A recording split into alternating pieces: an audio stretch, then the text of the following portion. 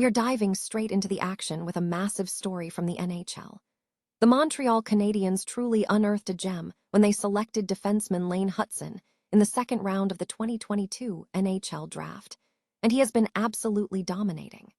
This rookie has become the first Canadiens player since Ken Dryden to capture the Calder Trophy as the NHL's Rookie of the Year in 2025, and his sophomore season has been historic. Hutson has skyrocketed his point total from 66 to 78, racking up 12 goals and 66 assists, and he is already making plays in the Stanley Cup playoffs.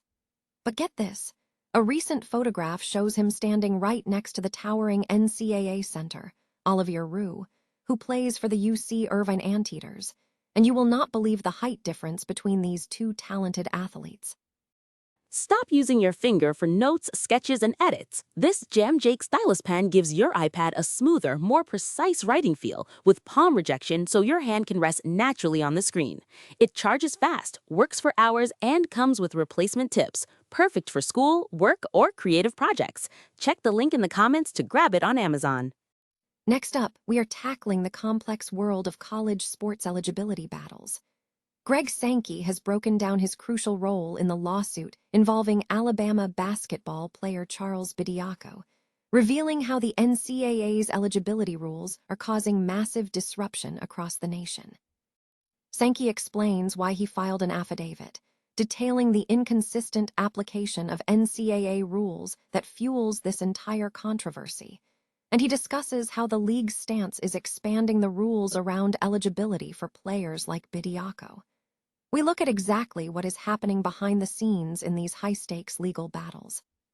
Now shifting gears to the world of women's college basketball, we are bringing you an exclusive interview with Arizona State's head coach, Molly Miller, on our new College Basketball Edition podcast. Miller discusses her incredible journey leading the program to a 15-0 start and setting a program record for most wins by a new head coach, and she reveals how she has had to evolve her coaching philosophy to connect with her players. She shares fascinating insights on changing terminology, like switching from hands-off to Mickey Mouse, and how she is building a strong team culture in this dynamic environment. And finally, we look at the massive growth happening across the entire college sports landscape. ACC leaders are convening to discuss the booming postseason era, as the NCAA expands tournaments and football is considering a major playoff expansion. We break down how revenue sharing and escalating roster costs are forcing administrators to make huge decisions, while the College Sports Commission just won a major victory regarding name, image, and likeness agreements. Don't miss this deep dive into the future of college athletics. Subscribe now to stay plugged in. The Montreal Canadiens continue to build momentum in the Eastern Conference semifinals, securing a 2-game lead over the Buffalo Sabres. A recent photo featuring defenseman Lane Hutson alongside NCAA basketball player Olivier Rioux has sparked attention, highlighting a surprising height difference between the two athletes. Hutson, a key player for the Canadiens, was drafted in the second round, 62nd overall of the 2022 NHL draft, and has established himself as a valuable contributor. He became the first Canadiens player since Ken Dryden to win the Calder Trophy as the NHL's Rookie of the Year in 2025, following up with another productive season. In his sophomore campaign, Hutson improved his point production from 66 to 78 points, logging 12 goals and 66 assists across 82 games. In the Stanley Cup playoffs, he has contributed twice and 7 assists for Montreal. During the recent 6-2 victory over the Sabres, Hutson registered 2 assists in his first multi-point playoff game and has appeared in 8 of the team's 10 postseason games to date. The series tension remains high, with Game 4 scheduled for Tuesday at the Bell Center, before Game 5 moves to Buffalo. A win for the Sabres is crucial for Buffalo to avoid facing a potential 3-game losing streak. Greg Sankey, a league commissioner, provided insight into the legal battles surrounding Alabama basketball player Charles Bediako and the NCAA's eligibility rules.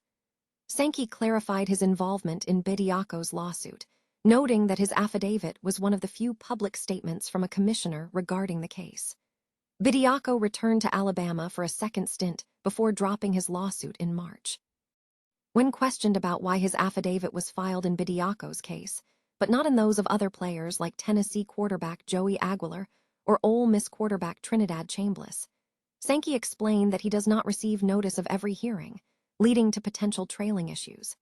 He referenced a precedent set by the Pavia case, where the league's legal counsel supported the NCAA's position and expressed surprise when a judge extended eligibility based on junior college participation.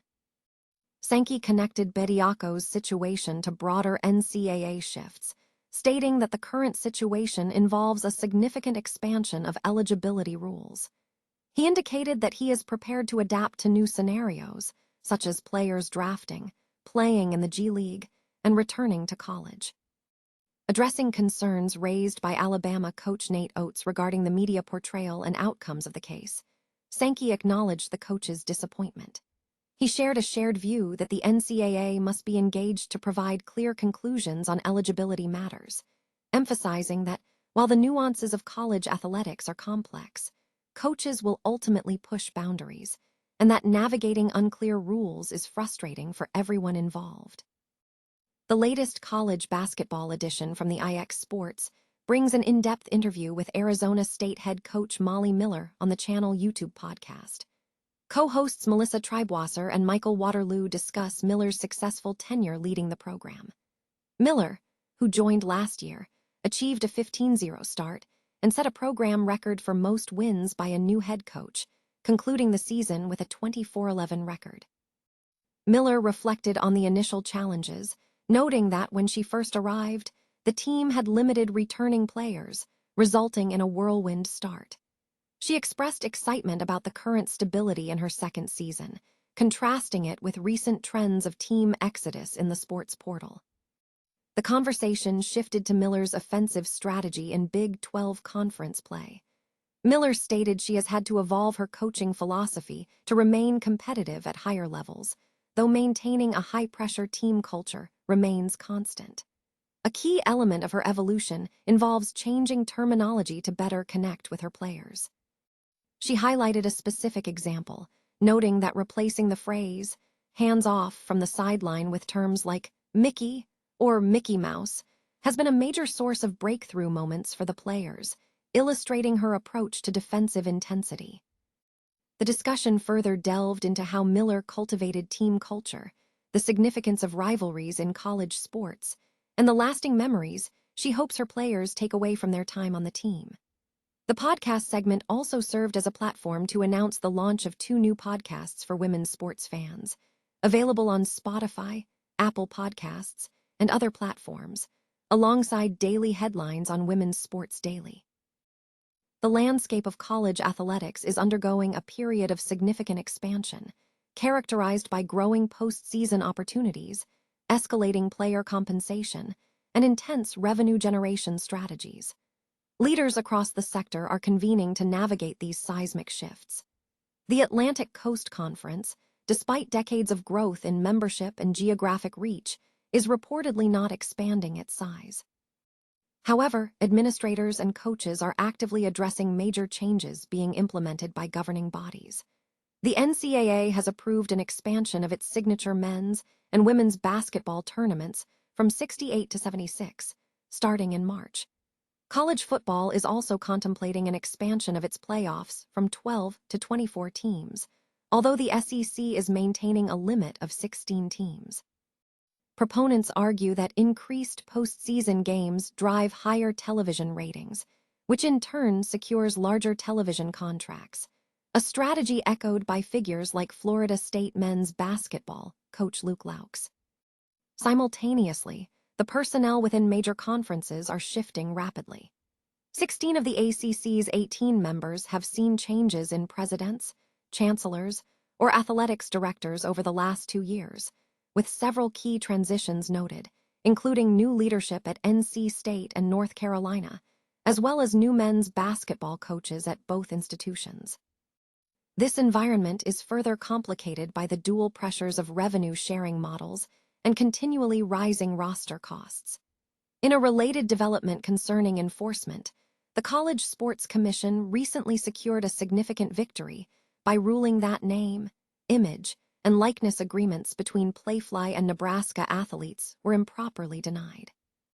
Executive Director Brian Seeley expressed hope that this ruling would encourage greater enforcement across the sector, acknowledging that many stakeholders desire robust rules enforcement. Schools are aggressively pursuing incremental revenue streams, focusing on securing naming rights sponsors for stadiums and facilities. Duke has set a benchmark by successfully selling 3 marquee non-conference men's basketball games to Amazon, a deal facilitated by the ACC and ESPN, sparking industry-wide discussions about similar ventures. The ACC is currently enjoying a temporary reprieve following legal settlements with Florida State and Clemson, as the league agreed to specific exit fees and a revenue distribution model that weighs on-field success and television viewership more heavily. On the competitive front, Miami reached the national championship game in football, and Virginia Tech has bolstered its program by hiring former Penn State coach James Franklin, bringing CFP experience to Blacksburg. Meanwhile, the SEC and Big Ten are reportedly accelerating their revenue race. The Big Ten recently distributed a record $1.37 billion among its teams for the 2024-25 season, while the ACC has yet to announce its distribution for that year, which includes new members Cal, Stanford, and SMU.